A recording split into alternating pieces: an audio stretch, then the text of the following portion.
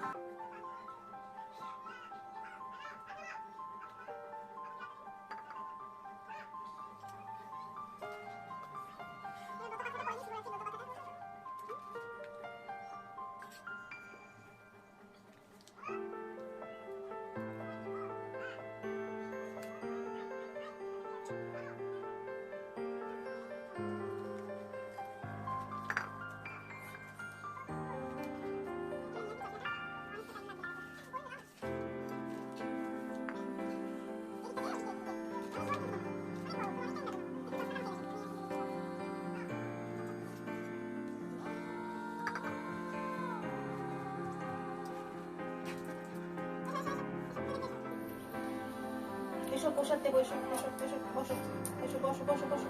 ভয় পায় না এসব, এই রিং লাইটটাকে ভয় পাচ্ছে, আসছে না জন্য, নাহলে এসে পুজো দেখে। এসো এখানে, এসো এখানে এসো, ভয় পায় না, এসো। চলে গেল।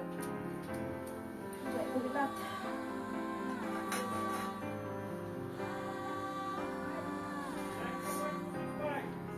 দেবাদিদেব মহাদেবের বাসস্থান কৈলাসগিরির ন্যায় এতাদৃশ্য রম্য স্থান ত্রিভুবনে নেই।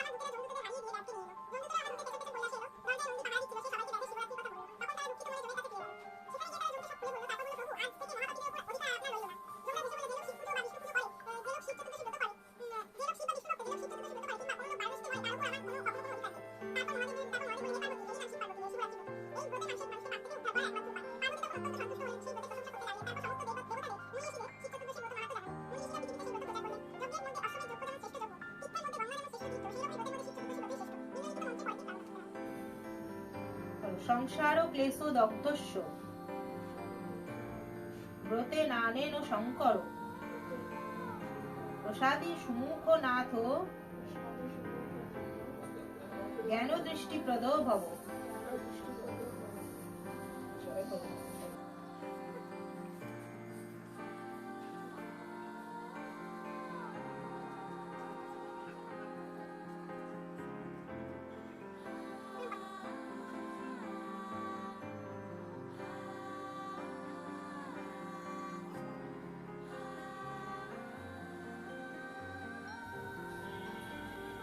তাহলে আমার শিবরাত্রি ব্রত হয়ে গেল, শিব পুজো হয়ে গেল আজকে আমার।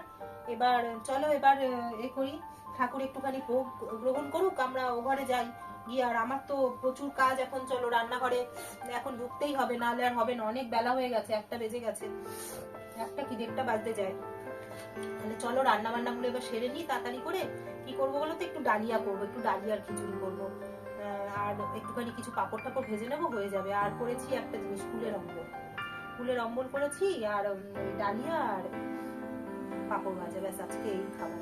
আর রাত্রে দেখি রাত্রেটা কি করতে পারি। তো চলো এখনের মতো রান্নাঘরে ঢুকি। তাহলে এ দেখো চলে এসেছি রান্নাঘরে। কি এ দেখো করছি, এই যে ডাল সেদ্ধ বসিয়ে দিয়েছি, ফুটছে। এখানে আলু আর কপি দেখো নেই, বাজারে আজকে কপি ভালো পাইনি, আনেনি, এটা আমার ঘরে ছিল, যেইটুকু ছিল 4 পিস হয়েছে, ওই 4-5 পিসই দিয়ে দিয়েছি। আলু আর কপিটা ভেজে রেখে দিয়েছি। এই যে ডালিয়া আর এই দেখো চার 2টো বিস্কিট নিয়েছি, খাবো। এখানে ফোড়নের সব জিনিস, গোটা গরম মশলা, জিরে, তেজপাতা, লঙ্কা, এখানে আদা বেটে রেখেছি, আর টমেটো কেটে রেখেছি, ব্যাস এই আমার লাগবে। গুঁড়ো মশলা বলতে শুধু একটুখানি হলুদ গুঁড়ো দেবো, আর কিচ্ছু দেবো না, হালকা একদম করবো। ঠিক আছে, তাহলে চলো আমি একটু চাটা খেয়ে নিয়ে এবার রান্না করি। ও এখানে একটু কড়াইশুঁটি দেবো, এই যে কড়াইশুঁটি ধুয়ে রেখে দিয়েছি, দেখো কি সুন্দর গাছ বেরিয়ে গেছে কড়াইশুঁটিগুলো, থেকে না গাছ বেরিয়ে গেছে।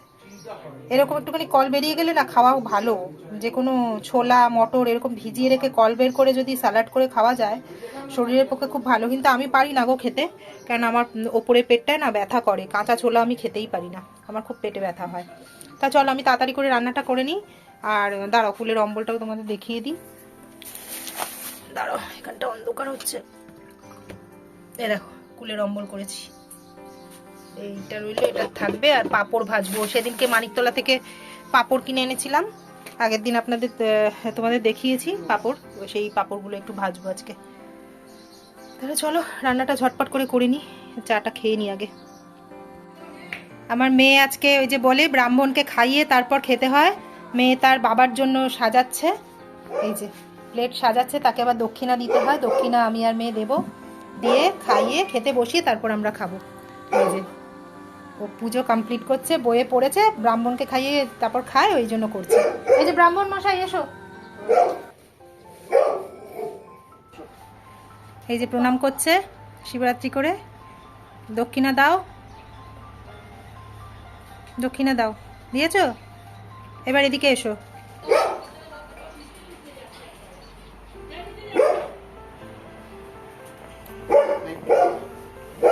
না।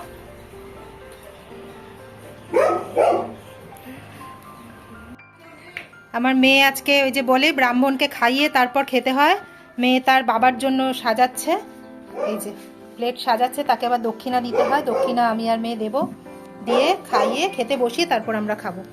এই যে ও পুজো কমপ্লিট করছে, বইয়ে পড়েছে, ব্রাহ্মণকে খাইয়ে তারপর খায়, ওই জন্য করছে। এই যে ব্রাহ্মণ মশাই এসো, এই যে প্রণাম করছে শিবরাত্রি করে, দক্ষিণা দাও, দক্ষিণা দাও, দিয়েছো? এবার এদিকে এসো।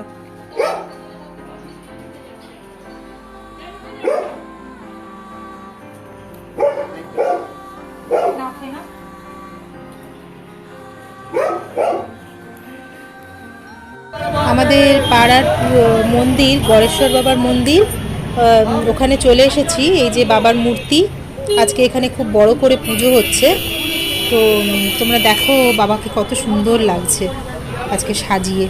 আর এখানে পাশে এই দেখো কত লোকজন সব পুজো দিতে এসেছে গো। এই যে নন্দী মহারাজ, শ্বেত পাথরের পুরো মূর্তি আর শ্বেত পাথরেরই পুরো মন্দিরটা, খুব ভালো লাগে। এখান থেকে যখনই যাওয়া আসা করি না, একটু প্রণাম করে গেলে মনটা বেশ শান্তি লাগে। আর এইখানে মন্দিরের পাশে এই প্যান্ডেল মতো করে এখানে তোমার খাওয়ার ব্যবস্থা করা হয়েছে, ভোগের ব্যবস্থা, খিচুড়ি তরকারি সব ভোগের ব্যবস্থা করা হয়েছে। তো এখানে প্রচুর লোক, যে আসে সেই ভোগ পায়, যে আসে সেই ভোগ পায়। এখানে কোনো বাজ বিচারের ব্যাপার নেই, মানে যখনই যাবে তুমি ভোগটা পাবে আজকের দিনে। এইখানে এই যে আর কি দেখো, বাবার দর্শন তোমরাও করে নাও ফোনের মাধ্যমেই। আমরাও এখানে গেছিলাম যখন, আমাদেরও ভোগ প্রসাদ দিয়েছে এখান থেকে। তোমরা তো দেখেছো যে আমি তো বাড়িতেই আজকে পুজোটা দিয়েছি, তো একটু মন্দিরে না গেলে মনটা মানছিল না, কোনো একটা মন্দিরে, তাই দর্শনে গেছি। সেই আবার রাত্রিবেলা রান্নাঘরে আমাকে আসতে হয়েছে, কড়াইশুটির কচুরি করবো। ওই যে বলেছিলাম এত কড়াইশুটি 3 কিলো, 3 জনে মিলে বসে বসে সন্ধেবেলা ছাড়িয়ে নিয়েছি। এই সন্ধেবেলা মানে এই ছাড়িয়ে নিলাম এখন কড়াইশুটিগুলো বসে বসে 3 জনে। আর এই যে কিছুটা করে বেটেছি, একটু করে বাটবো আর কড়াই ঢেলে দেবো। বেশি বাটলে তো দানা দানা থেকে গেলে এটা হবে না, কচুরি ফেটে যাবে। এই দেখো কড়াই একটু দিয়ে দিয়েছি সাদা তেল, একটু দেবো এই যে হিং ফোড়ন,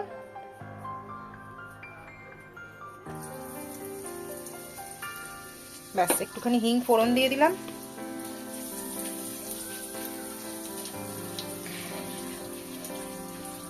হিং ফোড়নে দিয়ে এবার কড়াইশুটিটা এই ঘপ করে ঢেলে দেবো, বাটাটা ঢেলে দিলাম।